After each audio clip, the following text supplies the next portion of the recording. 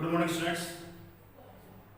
हम relation and function chapter कर रहे थे और रिजल्ट्स कर रहे थे। उसके अंदर 3 रिजल्ट्स मैं डिस्कस कर चुका हूँ प्रीवियस वीडियो के अंदर। आज हम नेक्स्ट 3 रिजल्ट्स हम इंट्रोड्यूस करते हैं आपके आगे, ठीक है, डिस्कस करते हैं। चलिए, रिजल्ट नंबर 4 क्या कहता है? If R be a relation, R एक रिलेशन है किसका? n into N, natural into natural. अब देखिए, पिछले क्वेश्चंस में एक सेट गिवन था, सेट ए गिवन था। आपको सेट ए के ही एलिमेंट लिए थे। यहां पर n into N set given है, यानी नेचुरल नंबर का ही सेट गिवन है, n इंटू एन। ओके, यानी दो नंबर हैं, दोनों क्या हैं? नेचुरल नंबर हैं। Defined by a, b related to c, d, a, b related to c, d if a plus d is equal to b plus c। इसको कैसे समझाया गया है? ध्यान से देखें। a, b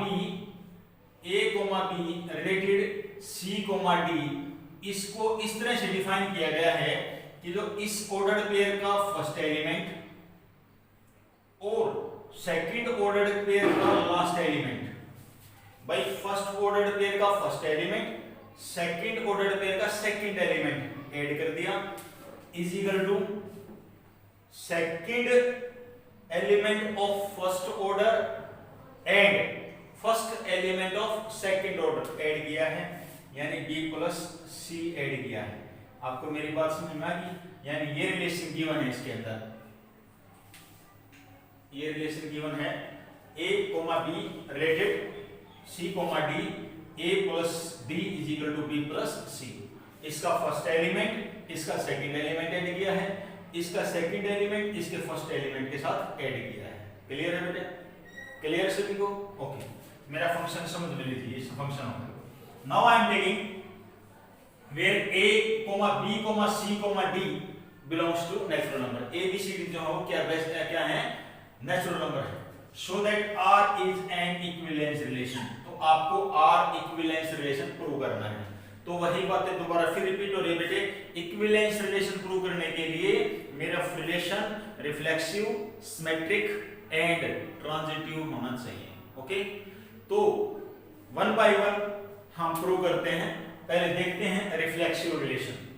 रिफ्लेक्सिव रिलेशन के लिए बहुत अच्छी सी बातें आपको बहुत अच्छी तरह से समझाया हुआ है। a, बिलोंग्स टू r, यानी यदि एक सेट गिवन होता ओनली a, लास्ट क्वेश्चन में किया था हमने, उसके अंदर एक एलिमेंट था a, belongs to r, it means reflexive for all.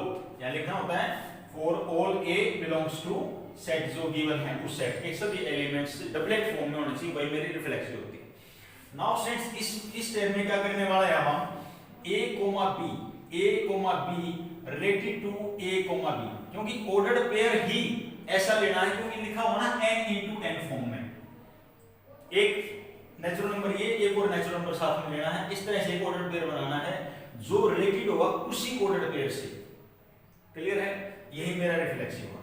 तो ऐसा हो जाता है तो क्या होगा? इसका फर्स्ट एलिमेंट उसका लास्ट, रिजल्ट वही लगाना है जो गिवन हमारे पास, a plus b is equal to b plus a, यानी ये मुझे प्रूव करके दिखाना है। यदि ऐसा हो जाता है तो ये रिफ्लेक्सिव होगा। तो क्या होगा? रिफ्लेक्सिव। तो देखते हैं स्टूडेंट्स कैसे होगा। कंसीडर a प्लस b, मैंने लेफ्ट हैंड साइड लिया, ये पूरा नहीं लिखा, कभी सोचो ये पूरा लिख दिया सर ने, नो। a प्लस b सिर्फ लेफ्ट हैंड साइड लिए, ये वाली साइड लिए left hand side, a plus b को we can write b plus a। कैसे बेटा? मैंने कहा है 2 प्लस 3, a और b भी तो नेचुरल नंबर है ना, a और b भी तो नेचुरल नंबर है, तो 2 प्लस 3 क्या इक्वल नहीं होगा 3 प्लस 2 के? 2 प्लस 3 क्या इक्वल नहीं होगा 3 प्लस 2 के? होगा ना equal, because these are the natural number. मैंने यही बात याद रखी बेटा। a, b belongs to natural number and set of natural numbers become commutative under addition। Addition property के अंदर नेचुरल नंबर का जो सम होता है वो कम्यूटेटिव होता है। और कहां होता है कम्यूटेटिव, पता है बेटे आपको? कम्यूटेटिव कहां कहां होता है? देखिए a plus B is equal to b plus a, इसको कहते हैं कम्यूटेटिव। क्या बोलते हैं? Commutative property. 6th-7th में पढ़ ली थी आपने, 7th क्लास में, कम्यूटेटिव प्रॉपर्टी। तो एक एडिशन में और एक मल्टीप्लाई में भी एप्लीकेबल होती है भाई, ध्यान रखना। इसमें भी कम्यूटेटिव प्रॉपर्टी होती है भाई। देखो ना, a वैल्यू कुछ रख लो 2, इसकी 3 रख ली, 2 into 3 करो या 3 into 2 करो, आएगा तो 6 ही आएगा, तो 6 ही। तो कहने का मतलब क्या है, यदि नेचुरल नंबर एडिशन में हो या नेचुरल नंबर मल्टीप्लिकेशन में हो तो दोनों कंडीशंस में कम्यूटेटिव प्रॉपर्टी अप्लाई होती है। क्लियर है? चलिए चेक करते हैं। मैंने यहां पर यही बात लिखी है, a plus B is equal to b plus a. तो अब मैं इसको ऐसे लिख सकता हूं, इस टर्म को ऐसे लिख सकता हूं। कैसे? इसका first element a plus B is equal to b plus a लिख दिया, तो मैं इसको ऐसे भी लिख सकता हूं, a plus B is equal to a plus B is equal to, हाँ ठीक तो हो गया, हाँ ठीक हो गया। तो इट मींस इसका फर्स्ट एलिमेंट है ना भाई, यही तो लिखते हैं। यदि ये लाइक उसका एलिमेंट होगा सेकंड का ए बी, और ये a B related to A B, तो R is reflexive, R is reflexive. Clear है? इसके बाद हम बात करते हैं सिमेट्रिक की। सिमेट्रिक वही चीजें, if A B related to C D then C D also related to A B, ये होना चाहिए। A B related to C D then C D related to A B. This imply that, मुझे ये prove करके दिखाना है, C D को A B के साथ में रिलेटेड करूंगा तो इसका फर्स्ट एलिमेंट सी, इसका फर्स्ट सेकंड एलिमेंट बी है, इसका सेकंड एलिमेंट डी है, इसका फर्स्ट एलिमेंट ए है। C plus D is equal to D plus A. Now students, इस चीज को हम पहली वाली टर्म को हम लेट कर लेते हैं, कंसीडर कर लेते हैं, a B related to C d. जब मैं इसको करूंगा तो a plus D is equal to b plus c आएगा, a plus D is equal to b plus c आएगा। अब मैं इसको रिवर्स कर रहा हूं, इसको इधर रख दिया, इसको इधर रख दिया, कोई दिक्कत है? नाउ b प्लस सी को क्या c प्लस d लिख सकते हैं भाई, 2 प्लस 3 तो 3 प्लस 2 भी लिखा जा सकता है, एंड a प्लस d है तो d प्लस a लिख दिया। रीजन वही देना है, इनके नाम का भी वही रीजन देना है, क्या? a, b, c, d are natural number, are natural number become commutative, become commutative under addition। एडिशन के अंदर ये चीज क्या होगी? कम्यूटेटिव होगी। तो इसको हम लिख सकते हैं C D related to A B, hence R is symmetric. तो आर रिलेशन जो है वो सिमेट्रिक होगा। क्लियर बेटा? Similarly we can prove transitive. Transitive में क्या पढ़ा? A B related to C D, if A B related to C D and C D related to A F, then prove that A B related to E F. अब इसके अंदर आपके पास दो given term होगी, एक ये होगी तो ये होगी। मैंने इनको लिया consider A B related to C D ले लिया, अप्लाई कर रहा हूं इसका फर्स्ट एलिमेंट, इसका second element, a plus D is equal to इसका सेकंड एलिमेंट, इसका फर्स्ट एलिमेंट। सिमिलरली जब ये वाली टर्म ली C D related to ef, तो c plus f and d plus e, दो इक्वेशन होगी, दोनों इक्वेशन को मैंने ऐड कर दिया, a plus d plus c plus f is equal to b plus c plus d plus e। ये d से d कैंसिल हो गया, c से c कैंसिल हो गया, क्या रहेगा? a plus f is equal to b plus e। तो we can write this form a, b related to a, if, so r is transitive। तो आपने इस क्वेश्चन में r को सिमेट्रिक बता दिया, रिफ्लेक्सिव बता दिया और ट्रांजिटिव बता दिया। तो we can say r is an equivalence relation। r क्या होगा? equivalence relation होगा। Clear students? Pause the video and note down this question।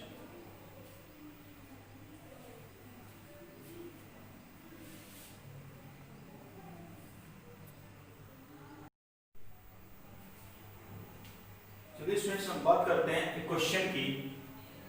एक क्वेश्चन है जो आपको रिजल्ट किया है अभी रिसेंट, उसी के ऊपर बेस्ड एक क्वेश्चन। उस क्वेश्चन में नेचुरल का सेट गिवन था। यहाँ पर कुछ एलिमेंट्स गिवन हैं जो 1 से लेकर के 9 तक हैं, 1, 2, 3, 4, 5 up to 9। And relation in A cross A का रिलेशन है ना। सेट A की सेट A के साथ कार्डिनल प्रोडक्ट कितने होंगे? बहुत सारे होंगे, 1, 1, 1, 2, 1, 3, 1, 4, 1, 5, 1, 6, 1, 7, 1, 8, 1, 9, फिर 2, 1, 2, 2, 2, 3, 2, 4, 2, 5, 2, 6, 2, 7, 2, 8, 2, 9, फिर 3 के ऐसे, फिर 4 के, फिर 5 के, फिर 6 के, फिर 7 के, फिर 8 के, फिर 9 के, बहुत सारे बन जाते हैं कार्डिनल प्रोडक्ट। उसके अंदर ही कंडीशन रख दी, क्या कंडीशन रख दी? A, B related to C, D। This implies that, क्या रिलेशन लिख रहा कि इसका फर्स्ट एलिमेंट, इसका लास्ट एलिमेंट, इसका सेकंड एलिमेंट, इसके फर्स्ट एलिमेंट के इक्वल होगा। यही लिया ना। तो बात करते हैं पहले रिफ्लेक्सिव की। रिफ्लेक्सिव एज यू विश, आप कोई भी दो नंबर ले लेंगे, इसमें से एलिमेंट ले लेंगे, जैसे 1, 2 ले लिया। रिफ्लेक्सिव के लिए यही तो होना चाहिए, 1, 2 रिलेटेड टू 1, 2, यही होना चाहिए ना। तो चेक कर लेते हैं ना, इसका फर्स्ट एलिमेंट, इसका लास्ट एलिमेंट, इसका सेकंड एलिमेंट, इसका फर्स्ट एलिमेंट, तो क्या 3 3 के इक्वल नहीं आ गया? इक्वल आ गया तो रिफ्लेक्सिव हो गया क्या? रिफ्लेक्सिव हो गया ना बेटा, ये रिलेटेड कर गया। इसी प्रकार से हम सिमेट्रिक देखते हैं। सिमेट्रिक के अंदर क्या पढ़ा आपने? A, B related to C, D। A, related to C, D, यानी A plus D is equal to B plus C, यही तो पढ़ा है। देख लो इसके अंदर 1, 2 रिलेटेड टू 3, 4, कुछ भी ले लेते हैं। 1, 2 रिलेटेड टू 3, 4, यानी कि if A B related to C D, then C, D related to A, B, यही तो होना था बेटा। ये गिवन है और ये मुझे प्रूव करके दिखाना है। तो इट मींस ये क्या हो गया? 1 + 4 = 2 + 3, यानी 5 = 5 हो गया। अब मेरे को ये प्रूव करके दिखाना है कि ये सिमेट्रिक ही हो, तो वही चीजें उसके अंदर करना है। तो ये गिवन हो गया ना मेरे पास 5 लिख दिया, तो मैं इसको ऐसे ना लिखने के बजाय 1 + 4 = 2 + 3 लिख रहा हूं। मुझे क्या प्रूव करना है? C + B = D + E, यही प्रूव करना है। C प्लस इसका फर्स्ट एलिमेंट, इसका लास्ट एलिमेंट, सेकंड एलिमेंट, इसका सेकंड एलिमेंट, इसका फर्स्ट एलिमेंट, मुझे यही प्रूव करना है। तो 1 + 4 = 2 + 3। तो क्या मैं इसको ऐसे लिख सकता हूं? 2 + 3 = 1 + 4, इसको इधर लिया, इसको इधर लिया, because these are the natural numbers लिखवाई थी उसमें। तो क्या 2 + 3 को 3 + 2 लिख सकता हूं और 1 + 4 को 4 + 1 लिख सकता हूं? दिस इंप्लाइज दैट, अब ये जो 3 है इसका फर्स्ट एलिमेंट है ना, और ये उसका होगा सेकंड एलिमेंट, यहां पर ये होगा फर्स्ट एलिमेंट होगा ना। तो 2, 3, 4 रिलेटेड हुआ किसके? 1, 2, 3, 4 रिलेटेड टू 1, 2। यही आपको बताना था कि सिमेट्रिक भी है। इसी प्रकार से आप ट्रांजिटिव भी बता सकते हैं। ट्रांजिटिव वाला कैसे बता सकते हैं? ट्रांजिटिव में भी यही पढ़ा था, A, B related C, D if and C, D related E, F, this implies that then A, B related to E, F, ये बताना था। तो आप भी कोई भी नेचुरल नंबर लेकर के इसको भी प्रूव कर सकते हैं, जैसे मैंने ये प्रूव किया है। कर सकते हैं ना? चलिए, जब ये तीनों ही हो जाएंगे तो हम क्या बता सकते हैं कि ये इक्विवेलेंस रिलेशन है। ये इसलिए निकलवाया क्योंकि अभी भी मैंने थ्योरम करवाई, सेम है। तो इसके अंदर और नई चीज क्या थी, also obtain the equivalence class, आपको इक्विवेलेंस क्लास और फाइंड आउट करनी है। इक्विवेलेंस क्लास क्या होती है बेटे कि इस पॉइंट पर जैसे 2,5 है, इसके ऊपर आपको बतानी है कि इक्विवेलेंस क्लास क्या होगी, इसकी इक्विवेलेंस क्लास क्या होगी। तो इसकी इक्विवेलेंस क्लास लेने के लिए रिजल्ट तैयार करना है a, b such that a, b related to 2,5, मतलब एक ऐसा ऑर्डर्ड पेयर जो इसके साथ कनेक्टेड हो, इसके साथ क्लास बनाता हो, ठीक है। तो 2,5, तो इनको जब सोल्व करूंगा तो इसका फर्स्ट एलिमेंट, इसका सेकंड एलिमेंट बेटे, फर्स्ट ऑर्डर पेयर का सेकंड एलिमेंट, उसका फर्स्ट एलिमेंट, ठीक है, क्लियर है। a + 5 = b + 2, any doubt? Any doubt बेटे दोबारा देख लिए। a, b रिलेटेड टू 2,5 है, तो इसका फर्स्ट एलिमेंट, इसका सेकंड एलिमेंट, यही तो करते आ रहे थे स्टार्टिंग तक पूरे क्वेश्चन में। अब जो रिजल्ट्स मैंने आपको करवाया था उसमें भी यही बात थी जो मैंने अभी अभी आपको आगे करवाई है, क्लियर है। तो अब हम a और b की वैल्यू निकाल लेते हैं, कौन से ऑर्डर पेयर बनेंगे। देखिए भाई,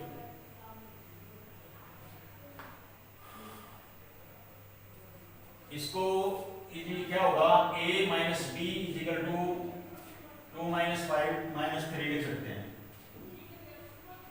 या ऐसा ना करें, b - a = 3 लिख सकते हैं।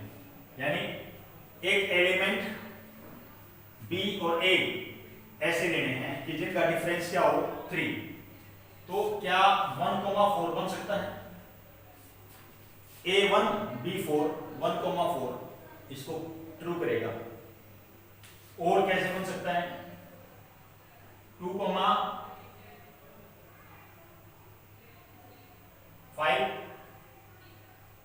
3,6 4,7 5,8 6,9 तो नहीं बनेगा। यही आपका इक्विवेलेंस रिलेशन होगा। These are the equivalence class, ये आपकी इक्विवेलेंस क्लास होंगी जो इस इंटरवल को सेटिस्फाई करेगी। यही एक कंसेप्ट था बस। Pose the video and note down this question.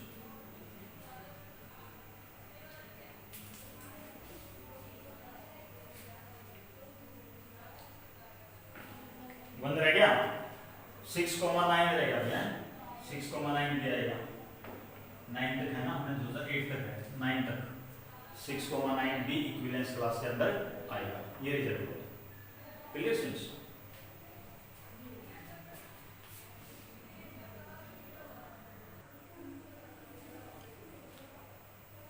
चलिए हम बात करते हैं students next result, result number 5। ये अभी रिसेंटली 2019 में 2020 में आया था, ये 2020 के एग्जाम में आया था question. If R a relation in any to n defined by a, b related to c, d if ad is equal to bc, कैसा रिलेशन है a, b related to c, d, कैसे बनाया गया है इसमें ध्यान देना। इस ऑर्डर पेयर का first element, second order pair का second element is equal to first order pair का second element and second order pair का फर्स्ट एलिमेंट की मल्टीप्लाई की गई है। दोबारा फिर देखें, इस ऑर्डर पेयर का फर्स्ट एलिमेंट इस ऑर्डर पेयर का सेकंड एलिमेंट के साथ मल्टीप्लाई है, इस ऑर्डर पेयर की सेकंड एलिमेंट की इस ऑर्डर पेयर के फर्स्ट एलिमेंट के साथ मल्टीप्लाई है, ठीक है। ये रिजल्ट फॉलो करना है। तो ए बी सी डी क्या है, natural number, show that R is an equivalence relation, आपको इक्विवेलेंस रिलेशन बताना है। तो बात करते हैं रिफ्लेक्सिव की। रिफ्लेक्सिव के अंदर a, b related to a, b, ab is equal to ba, यही आपको प्रूव करना है।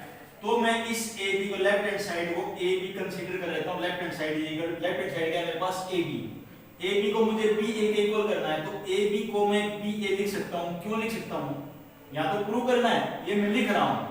क्यों लिख रहा हूं? देखो ए और बी क्या है? Natural number. और पिछले क्वेश्चन में मैंने बताया था कि नेचुरल नंबर एडिशन में भी और मल्टीप्लिकेशन में भी कम्यूटेटिव प्रॉपर्टी अप्लाई होती है। तो जैसे 2 और 3 ये दो नंबर लिए, दोनों नेचुरल नंबर हैं, 2 and 3 belongs to natural number.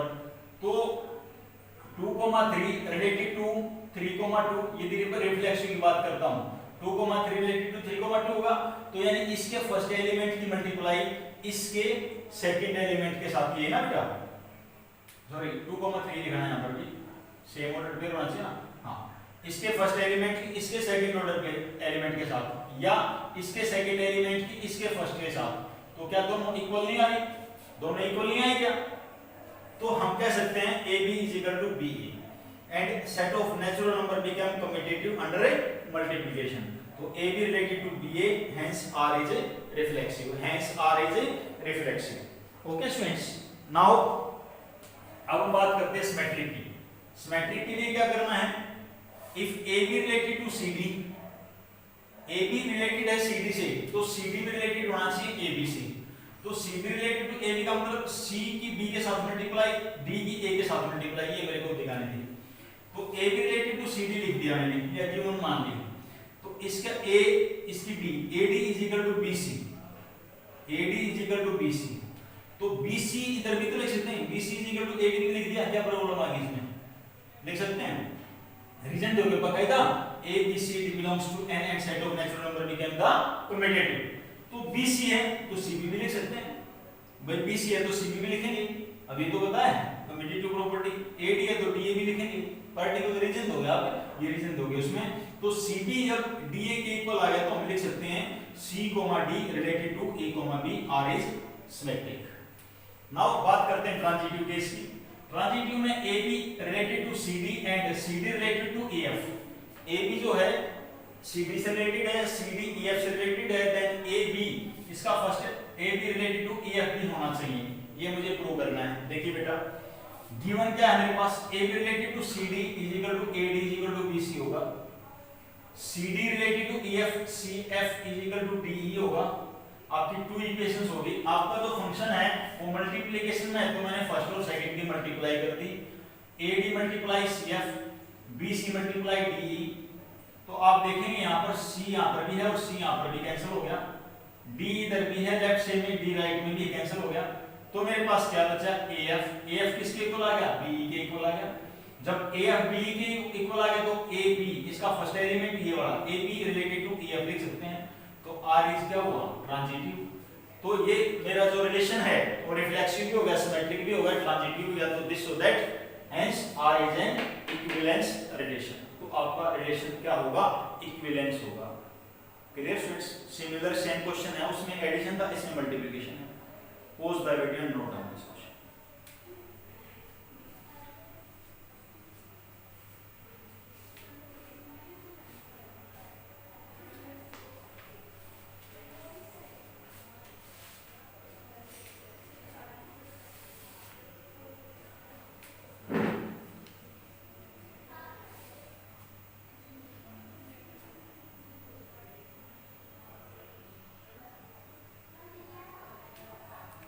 Students, now I am taking result number 6. Let n denote the set of all natural numbers. n सभी नेचुरल नंबर का सेट है and R भी का रिलेशन, R रिलेशन है on n into n defined by AB related to CD, AB related to CD कैसे है? वो relation है वो किस तरह से गिवन है, किस तरह से परफॉर्म किया गया है वो देखिए ध्यान से। ये दो ऑर्डर पेयर हो गए बेटा, ध्यान से देखना सभी का, यहां पर ध्यान रखो। ये फर्स्ट एलिमेंट, ये सेकंड एलिमेंट, ये इसका फर्स्ट एलिमेंट, ये इसका सेकंड एलिमेंट। यहां पे क्या किया गया है? इसके फर्स्ट एलिमेंट की इसके लास्ट एलिमेंट के साथ मल्टीप्लाई की गई है। फर्स्ट ऑर्डर पेयर के फर्स्ट एलिमेंट के साथ सेकंड ऑर्डर पेयर के सेकंड एलिमेंट के साथ मल्टीप्लाई की गई AD इनटू इसका सेकंड एलिमेंट और इसका फर्स्ट एलिमेंट ऐड किया गया है इज इक्वल टू इसी को फॉर्म में, जैसे b प्लस c है तो bc कर दिया, ad था तो a प्लस d कर दिया। मींस जो एडिशन थे वो मल्टीप्लाई में कर दिए और जो मल्टीप्लाई थे वो एडिशन में कर दिए। रिजल्ट क्लियर हुआ? यही आपको बताना है कि R इज इक्विवेलेंस रिलेशन। दोबारा फिर देखिए बेटा, रिजल्ट क्या है आपके पास, मैं यहां लिख के दिखा देता हूं, a, b related to c, d। इसको कैसे शो किया गया है बोर्ड की तरफ ध्यान दें। ये फर्स्ट एलिमेंट और ये वाला d, ad इक्वल टू है b प्लस c के, यानी इसका फर्स्ट एलिमेंट इसका लास्ट एलिमेंट मल्टीप्लाई है, इसका सेकंड एलिमेंट इसके फर्स्ट एलिमेंट के साथ एडिशन है, इज इक्वल टू इसका सेकंड एलिमेंट इसके फर्स्ट एलिमेंट के साथ मल्टीप्लाई और फर्स्ट एलिमेंट सेकंड एलिमेंट के साथ एडिशन। यानी एक ऐसा क्वेश्चन जिसके अंदर एडिशन और मल्टीप्लिकेशन दोनों ही एप्लीकेबल हैं, दोनों ही लगी हुई हैं, तो ऐसा क्वेश्चन हम कैसे करेंगे, ध्यान से देखेंगे बेटा बोर्ड पे। तो मैं अब चेक कर रहा हूं पहले रिफ्लेक्सिव। जब मैंने इसको रिफ्लेक्सिव चेक किया तो रिफ्लेक्सिव में क्या देखा, A B related to A B, तो ये रिजल्ट होना चाहिए मेरा। तो मैंने लेफ्ट हैंड साइड ले ली, a b bracket b plus a b bracket left hand side ले ली, a b is equal to b plus a. तो मैं इसको लिख सकता हूं, ए बी जो है इसको बी ए भी लिख सकता हूं, बी प्लस ए तो ए प्लस बी लिख सकता हूं, because A B belongs to natural number and set of natural number become commutative, set of natural number become commutative under addition and multiplication. अब जितने भी रिजल्ट के आंसर में यही बात रिपीट की है बार बार, ठीक है, समझ में आ गया होगी सभी को। तो this show that a, b related to a, b hence r is reflexive. बात करते हैं सिमेट्री की। If a b related to cd then cd related to ab, वही तो होता है सिमेट्री के अंदर। देखिए भाई, let a b related to cd मैंने ले लिया और आपको प्रूव करना है cd रिलेटेड टू ab, यानी इसका रिजल्ट यदि फॉलो करूंगा तो इसका फर्स्ट एलिमेंट इसका लास्ट एलिमेंट cd ब्रैकेट इसका सेकंड एलिमेंट इसका first element d plus a is equal to second element first element की multiply, first element and second element addition. तो मुझे इसको करना है, तो मैंने इस पर यही फॉलो कर दिया। अब मैं ध्यान से देखना है यहाँ पर ये वाली टर्म्स जो है राइट में, ये वाली यहाँ लिख देता हूँ, इसको यहाँ लिख दूँ, कोई चेंज होगा। BC को मैं C भी लिख सकता हूँ, यही प्रॉपर्टी अप्लाई करनी है जो यहाँ पर ये लिखे हो ना, यही अप्लाई होगा। तो BC को मैंने क्या लिख दिया, CB, D plus A is equal to DA C plus B। तो इससे लग रहा है कि C को D रिलेटेड टू किसके होगा, A, B के, तो that is R is symmetric. Now I am taking last transitive. If AB related to CD and CD related to AF, then AD related to AF। Transitive में ये condition होगी। तो AD related to CD दे रखा है, तो आप वही rule follow करेंगे जो मेरे पास गिवन में है, AD bracket B plus C is equal to BC bracket A plus B। अब मैंने क्या किया है, इसको BC को उठा राइट हैंड से मल्टीप्लाई नहीं करोगे, डिवाइड में कर दिया, AD को इधर लेके चला गया। अब B के अपॉन में अलग BC, C के अपॉन में अलग BC, A के अपॉन में AD, B के अपॉन में AD। तो आप देखेंगे C से C कैंसिल हो रहा है, A से A कैंसिल हो रहा है, D से D कैंसिल हो रहा है, तो क्या बचा 1/C 1/B 1/D और 1/A बचेगा। ये मेरी इक्वेशन फर्स्ट। उसके बाद क्या गया, CD रिलेटेड टू EF, तो CD रिलेटेड टू EF दे रखा, तो मैंने ये रिलेशन फॉलो कर दिया। तो फिर मैंने इस D को मल्टीप्लाई नहीं इधर के डिवाइड में, CF इधर मल्टीप्लाई इधर के डिवाइड में, तो D/DE plus E/DE is equal to C/CF plus F/CF। तो D से D कैंसिल हो गया, E से E कैंसिल हो गया, C से C कैंसिल हो गया, F से F कैंसिल हो गया, तो क्या बचा 1/E plus 1/D is equal to 1/F plus 1/C बचा। ये मेरी सेकंड इक्वेशन। मैंने फर्स्ट इक्वेशन को सेकंड इक्वेशन को ऐड कर दिया। जब ऐड किया तो आप यहां देखेंगे कि 1/C से 1/C कैंसिल हो गया, 1/D से 1/D कैंसिल हो गया, तो क्या बचा 1/B plus 1/E is equal to 1/A plus 1/F। यदि साफ दिखाई ना दे तो जूम कर लेना बेटा। A/B plus 1/E is equal to 1/A plus 1/F। LCM लेके क्रॉस मल्टीप्लाई करके तो मेरा ये कंडीशन आ गई A related to EF, hence R is transitive. तो एक रिलेशन जो है रिफ्लेक्सिव भी हो गया, सिमेट्रिक भी हो गया और ट्रांजिटिव भी हो गया। Clear students? Pose the video and note down this question. ये आपके 6 रिजल्ट्स थे जो बहुत ही ज्यादा जरूरी हैं। इनमें से एक रिजल्ट जैसे मैंने 2020 में बताया, इस लास्ट ईयर में एक रिजल्ट आया हुआ है, रिजल्ट नंबर 5। तो इनमें से कोई भी रिजल्ट आपके एग्जाम में आ सकता है, क्योंकि अब की बात तो रिलेशन 1.1 और 1.2 ही आपके में आनी है, ठीक है। तो 1.1 का यही सिलेक्टेड क्वेश्चन बनते हैं, तो 6 क्वेश्चन इनको ध्यान से करना है नोटबुक के अंदर, ठीक है स्टूडेंट्स? क्लियर है? यदि आपको सही समझ में आया तो वीडियो को लाइक जरूर करें, ठीक है, शेयर करें, सब्सक्राइब करें। Thank you very so much.